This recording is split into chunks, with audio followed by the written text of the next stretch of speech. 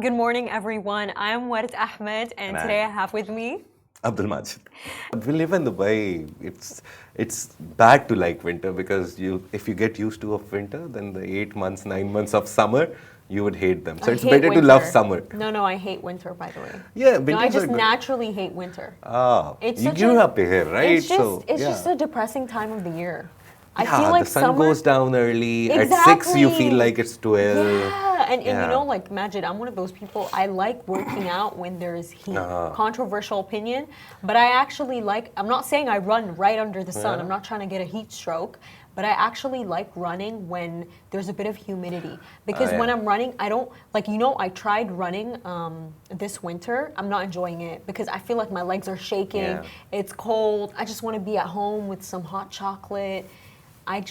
That's why winter for me, no. The I don't problem like with winter that you're talking about, I guess, is that the warm-up time that you give your body to warm up and then you actually start doing the Exactly. it gets longer, right? So Way my too brother long. and I have seen a lot of people who have this solution for it, that they wear an extra layer of upper or hoodie so their body warms up quickly and then they do a. But yeah, everyone has a different preference. I can't do I it. only hate the dryness part, that you have to put so much lotion and Yes. everything because everything starts drying up. I'm starting to Good feel season it. Like for my face beauty is, industry as well. my face is like getting Yeah. dry, and I'm like, what's going on? And it's not just that. Like basically, imagine I have low iron. I am anemic. So it's like running for me right now. It's not even an option at all. I'm literally, even when I'm wearing a jacket, by the way, I'm shaking. Like last night in my community, I cut my run short. I was like, I can't do it. And that's why I don't like the winter. It is a nice time of the year with all the festivities. Yeah. But I feel less productive. I'm not as productive as I am in the Yeah, winter. it's lazier as well. I've realized in winters you just want to like cuddle up in Yeah, your comforter, exactly. be around the fire, drink your coffee, do nothing.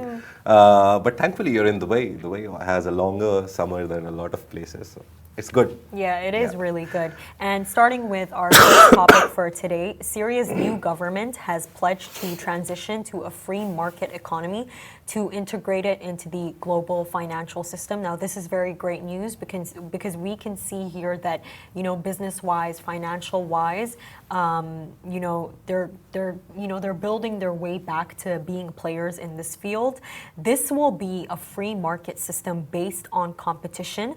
Basil Hamwi, head of the Damascus Chamber of Commerce, told Reuters in an interview.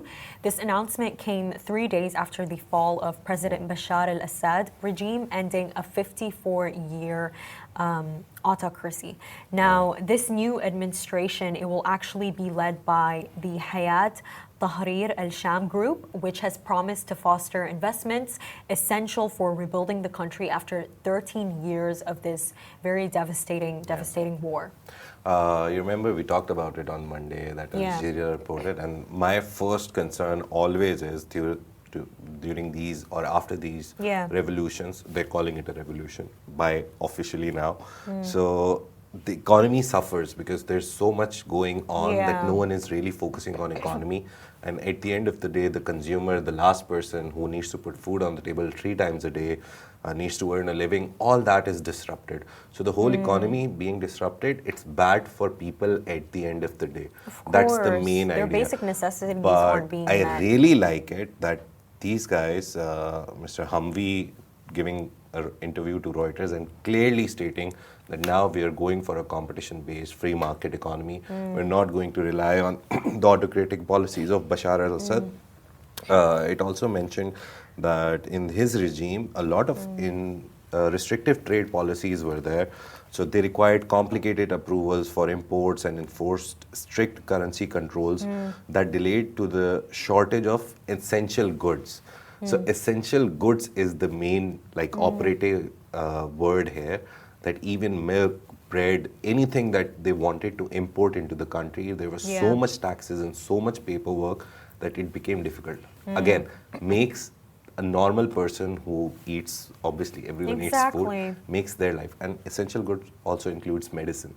So that also was a big problem in his rule. So look, good 3 days into it, they're already talking about economy. Apparently, 90% of the Syrian population was living under the poverty line.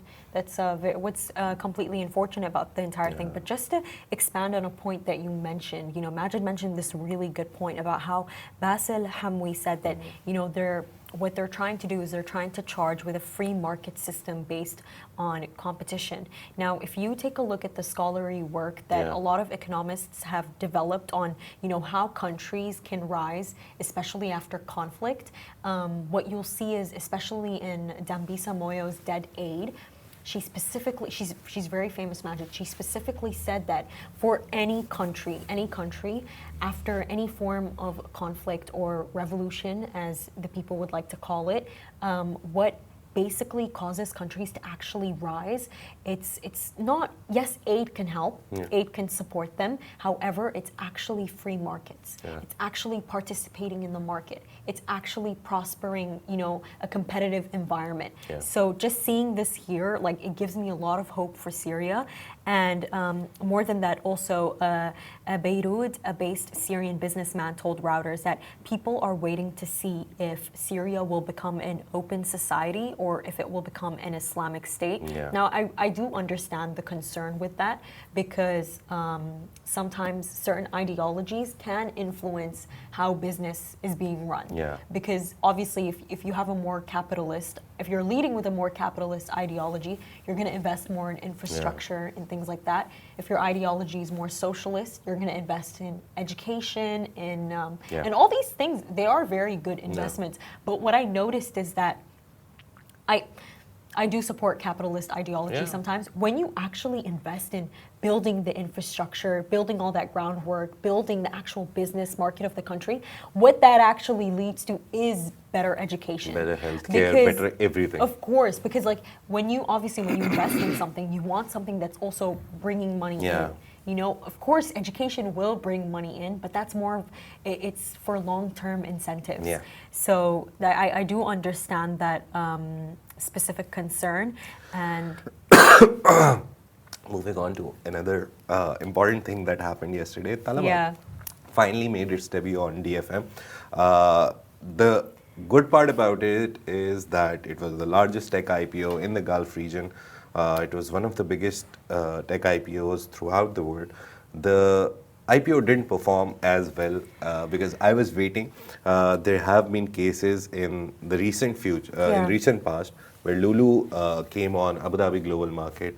They started at 2.04 and they ended at the 2.04 share price. The same amount. All on 3 days.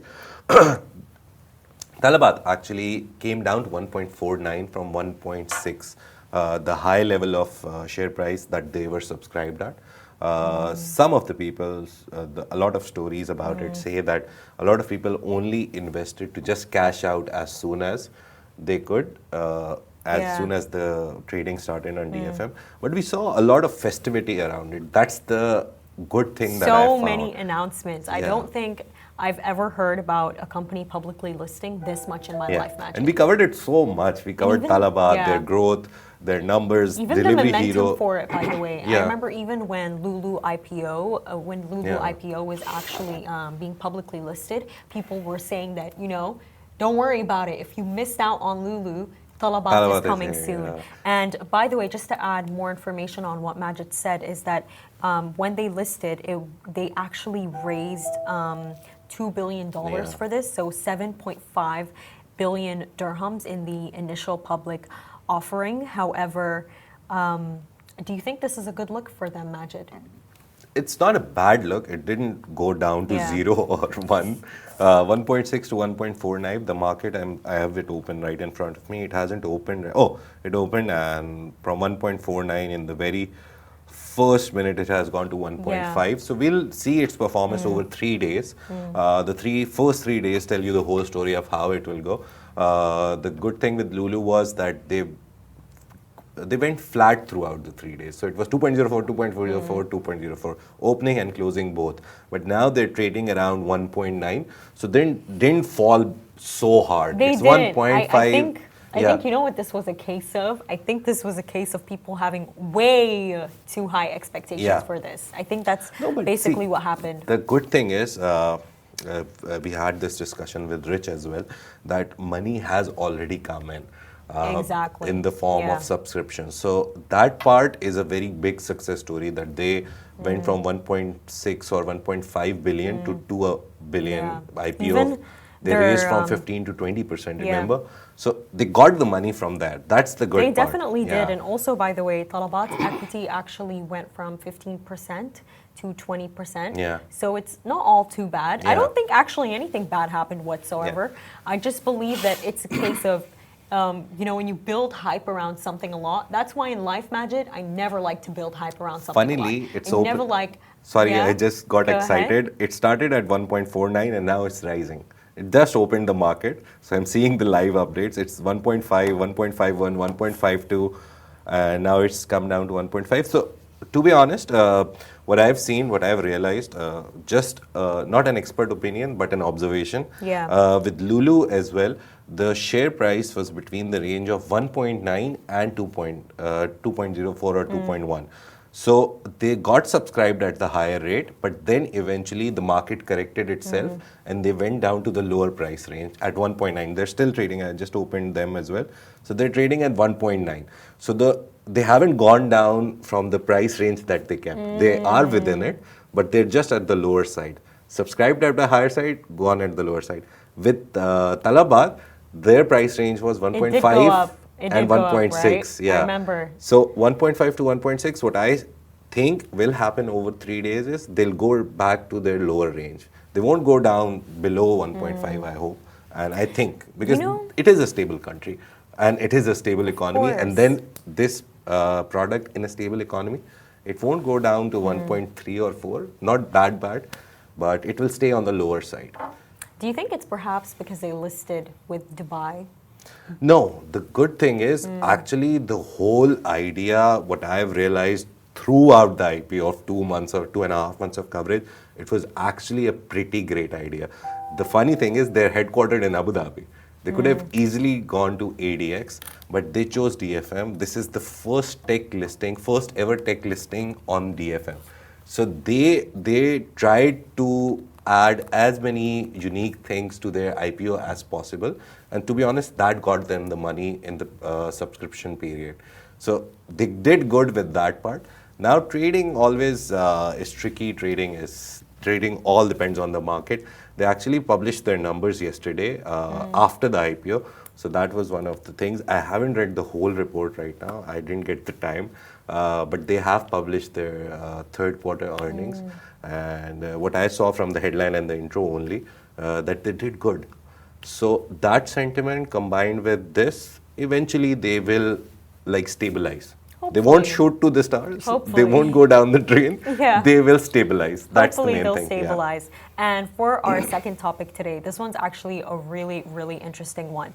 So the QatarEnergy CEO, Saad Al-Kaabi, has voiced strong opposition to the proposed European Union net zero policy that includes a 5% tax on global oil and gas revenues. So this tax, basically net zero policy, it was proposed a part of a broader strategy to enforce emissions monitoring across supply chains. However, the actual feasibility of it has sparked outrage. And essentially at the Doha Forum, Al-Kaabi directly challenged the EU, asking, are you telling us that you don't want our liquid natural gas into the UAE? Into the EU. And his comments highlight Qatar's critical role as a leading supplier of liquefied natural gas to Europe, particularly amid the continent's push for energy scrutiny, security and transition. Now, this over here, it's very interesting to me because actually, Majid, when the net zero policy came out, I was studying it in school. Oh, nice. Yes, and I had so many projects to do about it. You have no idea how much this specific policy has been nailed into my head. So seeing the fact that now it's coming alive, they're trying to implement it, and we're seeing that, leaders in the Middle East are not very happy about it. I completely understand. They're based on oil and gas. Their whole idea is based on oil and gas. See, the net zero policy, it's a really, really, really great idea. I'm not against it. I love it. The only problem I have with it is EU proposed it. So EU has to cut down on its energy demands. They are not cutting down on their energy demands. They're still taking oil and gas from a lot of people in the Middle East. To be honest, Middle East is the hub for this. And they buy it from them. And as Kabi said very clearly, that you want our energy as much as possible because you have energy needs and you haven't shifted to net zero yourself. But then you want to tax us on it as well. This is ironic. This is complicated. It's like I come to you, I need something from you. For example, I want a product from you, I pay 100 for it. And as soon as I pay 100, you're like, oh, this product did this to the environment, that to the environment. So now you pay 10% tax also. So I'll be like, bro, I paid for the product. So I don't want to pay extra. To be honest with you, Majid, I just think this is a very prime example of players playing in. It's just a really classic example of strategic interaction. Because what they basically did is they were like, you know what, like, we have our net zero policy, and especially with a policy with a name like that, it's, you know what I mean? It's like net zero, that name in itself, it's like we're doing something about the environment. So the fact that they're bringing it, because that's how they usually respond, by them bringing in this net zero tax, they're like, okay, that means that we can go a little bit easy on our energy consumption.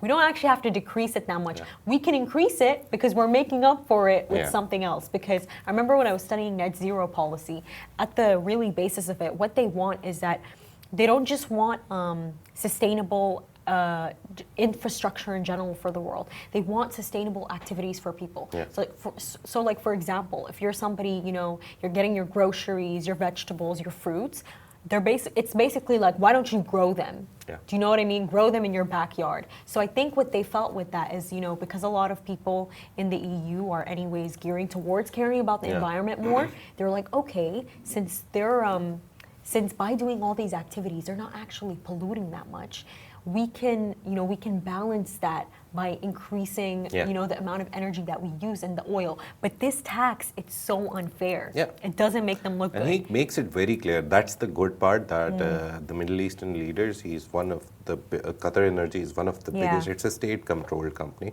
So he's the CEO, and he was very clear that you want it, don't ask me for tax on sustainability or net zero, not applying net zero initiatives in my, if I'm producing it, obviously I can't go net zero. How do I produce oil and go net zero? So the point that you made about balance comes into play it's very important actually.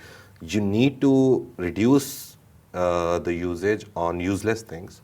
Try to reduce it so you can, meet your energy demand. It's strategic interaction at its best. That balance is very difficult. Asking people to give up so energy giants can make more energy and then other people can use it. The multinationals, the big corporations can use it to increase their output. It's unfair, to be honest, in that sense as well. Telling me to shun a plastic bag, but then increasing their carbon output, that's wrong. But that is the way right now of the world. We have to live with it. Unfortunately, by the way, in this process, it's going to keep happening. Remember how I told you, Majid, about the Paris Agreement in the 2000s? So basically, the U.S., I'm not sure if the EU was involved, the U.S. and China, they agreed together to, work towards an environmental goal. I believe it was to reduce emissions. But the second that Trump came in, the Trump administration pulled out of the deal entirely. You know what China did? If anything, China was happy about it. China was like, you know what? This is amazing for me. I'm going to start increasing my coal consumption because now I'm not held responsible for it. And so this is why when I take a look at this example, that's why it's so interesting. It's, they added this tax in while they're actually asking for, more oil, more energy. It's so funny. They're asking for a lot of oil while imposing this tax, but the reason why they're doing it and they feel confident doing it is because it's like, you can't call me out. I'm on my net zero. Do you know what I mean? I'm on my net zero. I'm applying it. Funny story about net zero also is that this policy was devised and planned when the Russian invasion of Ukraine hadn't happened. So this idea came before that. As soon as the Russian invasion of Ukraine happened, EU countries, a lot of them started boycotting Russia's oil. And now they're in a problem. They need more oil from other people. And that there comes Middle East and America. America is one of the biggest. They just, like 2-3 years ago, sorry if I'm wrong with that, they just found so many reserves, Americans. So they are becoming self-dependent on oil and they're exporting oil. So America is self-dependent. EU, meanwhile, now has more demand from other countries, from Middle East, from this, from that. So their problem, their net zero policy is a problem for themselves. Now, because Russia's invasion of Ukraine is very clear, they're boycotting their oil. So it became a problem for themselves as well. So let's see how it goes. These things, the nation state level things, they take so long time to get decided on. But the good thing is, the policy from these countries, especially Qatar's very clear statement, this makes it clear to EU that either you cut down on your policy or remove the tax. It's unfair. I think what's going to likely happen is that they're going to reconcile and they're going to have a discussion. Find a middle way. They will. They have to. EU has to. Qatar has to boost up its production. They're boosting up their LNG production as well. The reports clearly suggested that they want to increase it. So that is like they know there is demand, more demand now because of the Russian boycott. So if there is demand, Qatar wants to make more oil, take out more oil. But EU also has a need for it. So they both will have to come together and find a middle way. It's so interesting. It's just, geopolitics and business, when you combine them, it's the best thing, most interesting thing to talk about because it's so convoluted and complex that you start like attaching these strings and it becomes a web. I don't think it's complex, to be honest with you, Majid. I just think that it's very obvious that the UK, they're free riding on the fact that we have this amazing, very glamorous policy. They're free riding on it. They're taking advantage of it. It's funny because it's like the policy was created for climate change, but you're asking for more oil while taxing it too. It really can't. They want the money, they want the oil, they want everything. I swear, it really can get crazier than this. But what's actually really also really interesting, Majid, is that in the EU, they actually have a bunch of schemes like that. So, like for example, they have something known as the European Union Emissions Trading Scheme, and so basically within that scheme, what basically happens is like when the Lufthansa, it invests in cleaner technology and it lowers emissions costs. What happens is that its competitive player, British Airways, will respond to this and they'll actually emit more gases. So because of the fact that it just, to me, I see it as something so simple because it's like they all take opportunities in these loopholes. Do you know what I mean? If like this person isn't doing too well with something, they're not doing their job too well with climate change, I don't have to do it too, because in the end of the day, what it is that it's all a game of reputation. It's all a game of reputation. And because, they have this glamorous policy of net zero policy, nobody can really stand up and say the EU isn't doing anything for us. Do you know what I mean? But that's but the main idea is EU also has a lot of policies for women empowerment, for education. They do. They have a whole listing of I don't remember it is color coded or graded. I remember it's A or B something. But if your country is trading with EU and you don't have a good record for human rights, for women empowerment, for child labor, for all these, they will tax you more. So some places EU policies have actually worked. The Asian countries, we have a lot of child labor problems, a lot of women problems, women empowerment problems. So when trading with EU, they have to keep like good record so that they get lower taxes and import and export becomes more profitable. So that way some policies do work. But this policy is clearly not working and it will not work because they didn't take into account this invasion of Ukraine. And I think for once the UK can be happy that they had breakfast. Brexit, that they had Brexit. They could be happy for once that they left. And finally, for our last topic today, this one is a really exciting one. I guess it's just an announcement. We have 2 minutes left, so let's just announce this. Okay, so basically Abu Dhabi's CYVN Holdings has acquired McLaren's automotive business. And And what I heard, this one really made me laugh. Somebody said that they took win on Sunday and buying on Monday way too seriously. So basically what happened is that they just have, they've signed an agreement with Bahrain's sovereign wealth fund, Talabat, to finally acquire McLaren's automotive business. And other than the fact that, this is really great for Abu Dhabi, it's also showing that it's signaling that there are very strong ties between Bahrain and the UAE. So there's just some other news that we should announce, and then Worth can end the show. His Highness Sheikh Tanoon bin Zayed Al Nahyan, chairman of UAE-based AI leader G42, he recently met with Tim Cook. We talked about that a lot on the yesterday's show. So just you can do a quick search and find the show from yesterday. Google's quantum AI has introduced a new chip which can do a computation in 5 seconds, which the best supercomputer in the world right now would take 10 septillion years. So they've made that chip which can do that 10 septillion. It's like 18 zeros after 10. That can do it in 5 seconds. So that's a breakthrough. And OpenAI has a new video generation software, Sora.